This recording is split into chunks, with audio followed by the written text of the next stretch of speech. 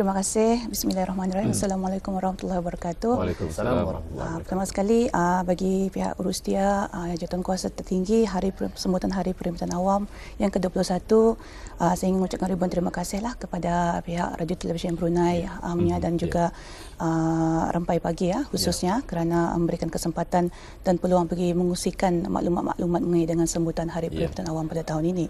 Jadinya majlis acara kemuncak sambutan Hari Perkhidmatan Awam yang ke-21 tahun 2014 ini akan diadakan pada hari Khamis 4 hari bulan Safar 1436 Hijrah bersamaan dengan 27 November 2014 Masihi. Majlis tersebut akan berlangsung di Dewan Plenary Pusat Persidangan Antarabangsa Brakas, Bandar Seri Begawan, dan ianya akan bermula pada jam 9 pagi. Ya, Alhamdulillah, acara tersebut akan diadakan pada 27 November tidak lama lagi. Hanya tinggal beberapa hari saja lagi Puan.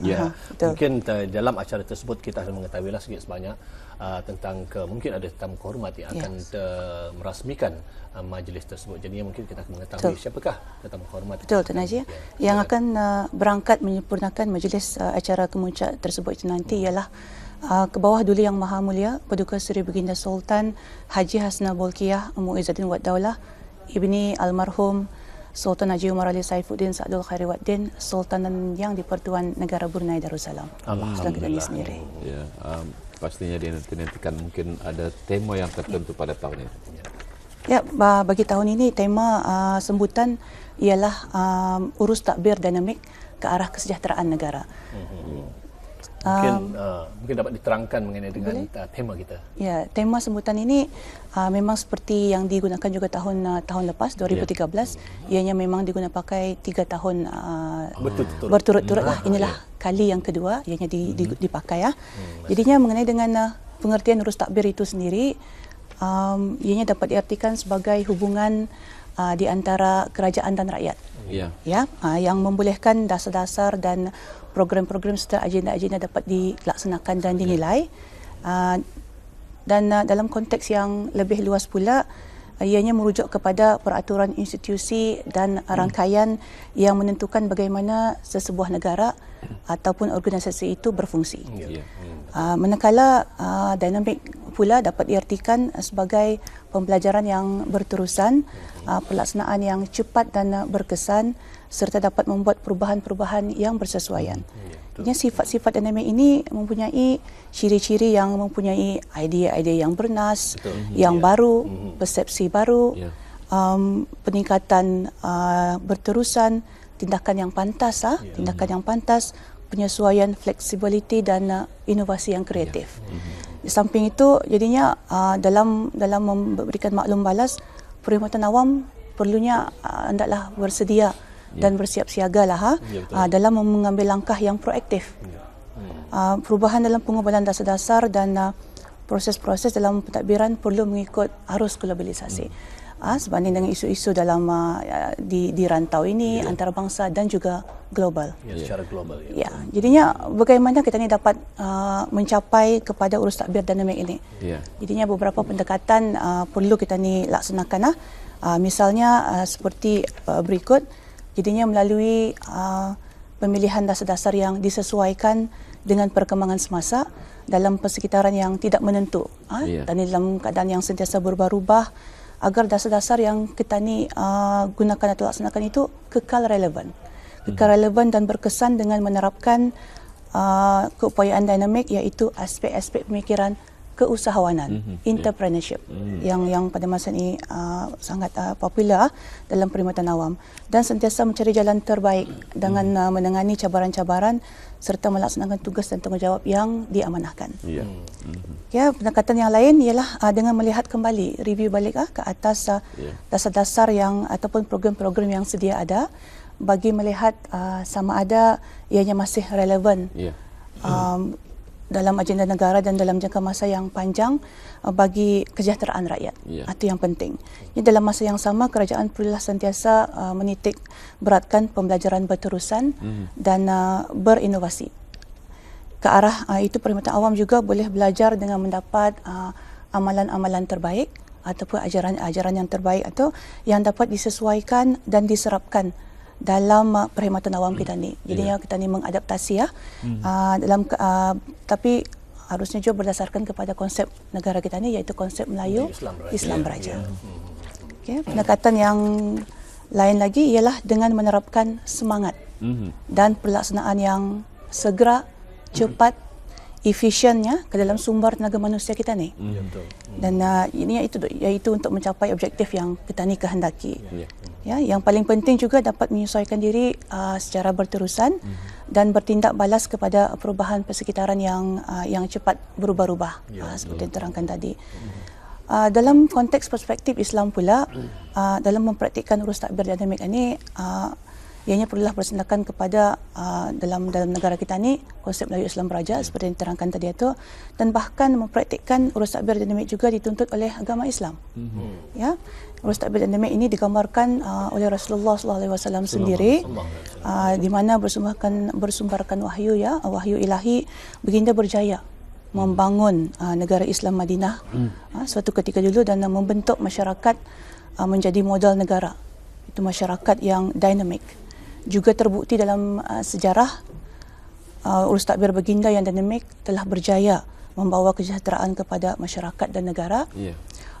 Kerana keadilan ditegakkan, kebajikan rakyat dipenuhi, keamanan dinikmati dan kemajuan dikecapi. Ini harap-harap semoga negara kita ni pun akan menikmati perkara yang sedemikian. Amin. Ya, kalau kita melihat saja seperti mana yang tadi Puan katakan, di mana Kebawah Maha Mulia Paduka Sri Baginda Sultan juga telah pun menitahkan di mana keadilan hendaklah ditegakkan, ya. Jadinya setiap kebajikan hendaklah dipenuhi dan lebih-lebih lagi yang paling penting ialah keamanan dinikmati. Barulah rakyat kita akan dapat merasakan. Alhamdulillah, ya.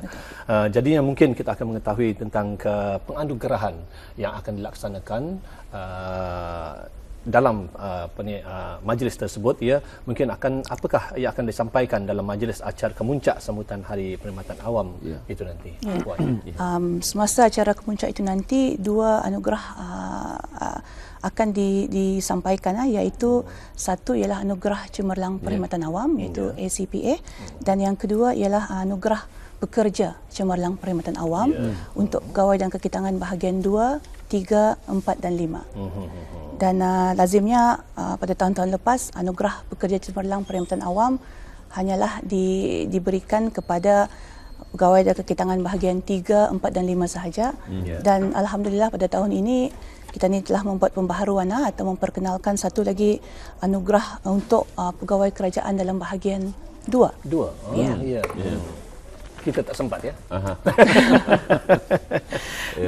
Jadi antara perbezaan perbezaan di antara ciri-ciri, sudah semestinya bahagian 2 itu memerlukan ciri-ciri yang lebih lagi, memandangkan ianya adalah peringkat pengurusan tertinggi, pengurusan tertinggi. Jadinya ciri-ciri ataupun pertama sekali in terms of prestasi, kalau bahagian 3, 4 dan 5 2 tahun berturut-turut cemerlang. Walaupun bahagian 2 hendaklah 3 tahun berturut-turut cemerlang. Di samping itu, of course, ianya dilihat dari segi sumbangannya, pencapaiannya, dan juga inisiatifnya dalam membuat pembaharuan kepada peningkatan perkhidmatan awam. Jadi itu adalah satu ciri-ciri yang perlu daripada ciri-ciri ataupun kategori yang dilaksanakan. Betul. Mungkin ada lagi tambahan yang perlu. Di samping itu, in terms of impact yang diberikan kepada perkhidmatan awam. Perkhidmatan awam kita sangat besar, ya. Ini satu pembaharuan ataupun yang memberikan impact adalah satu pencapaian yang bagus kepada pegawai tersebut. Positif, ya. Positif. Ini yang kita harapkan. Betul. Namun begitu, yang belum terpilih jangan pula merasa tersisih. Anggaplah ini satu cabaran untuk kita terus maju. Untuk memberikan orang motivasi lagi.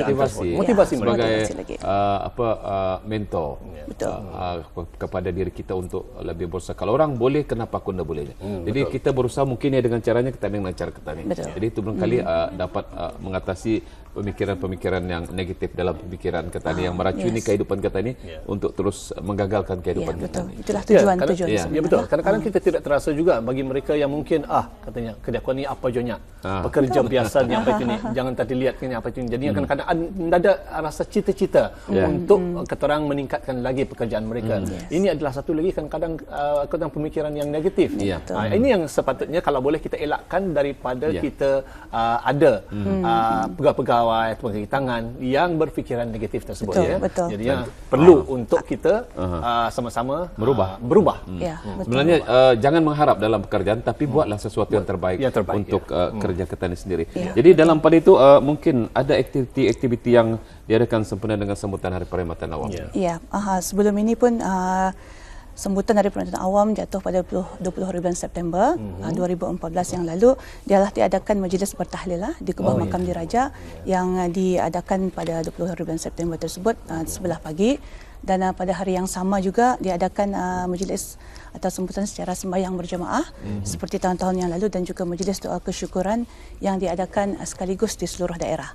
Dengan tumpuan di masjid-masjid utama iaitu Masjid As-Salihin bagi daerah Bernada Muara, Masjid Utama Hasnabul Kiyah di Pekan Tutong, Masjid Rancangan Perumahan Negara Kampung Pandan Kuala Belait, dan juga Masjid Utama Muhammad Saleh Pekan Bangar daerah Temburong. Intinya acara-acara yang diadakan ialah sembahyang berjemaah, sembahyang fardu maghrib, bacaan surah Yasin bertahlil, dan juga doa khas sempena Hari Perkhidmatan Awam dan juga sembahyang berjemaah fardu Isya. Dan juga acara-acara yang akan datang ini ialah acara sukan. Di antara kementerian-kementerian dan jabatan-jabatan di bawahnya, iaitu seperti kejohanan futsal, kejohanan bola jaring, perlawanan golf, dan juga tidak ketinggalan perlawanan 10 pin bowling. Alhamdulillah. Jadi banyak acara-acara sampingan menerusi tentang Hari Perkhidmatan Awam tersebut, dan kita ucapkan tahniah dan sabaslah kepada mereka yang berjaya dan jangan kata orang harapkan saja pencapaian tersebut pada masa itu juga, akan tetapi selepas itu mereka kata orang relax saja. Hargai sebenarnya, hargai itu sesuatu yang terbaik untuk ke arah pencapaian yang lebih baik dari apa yang pernah diterima. Dan barangkali ada saranan dari Puan sendirilah kepada pekerja-pekerja khususnya atau mereka yang akan menerima anugerah dan sebagainya.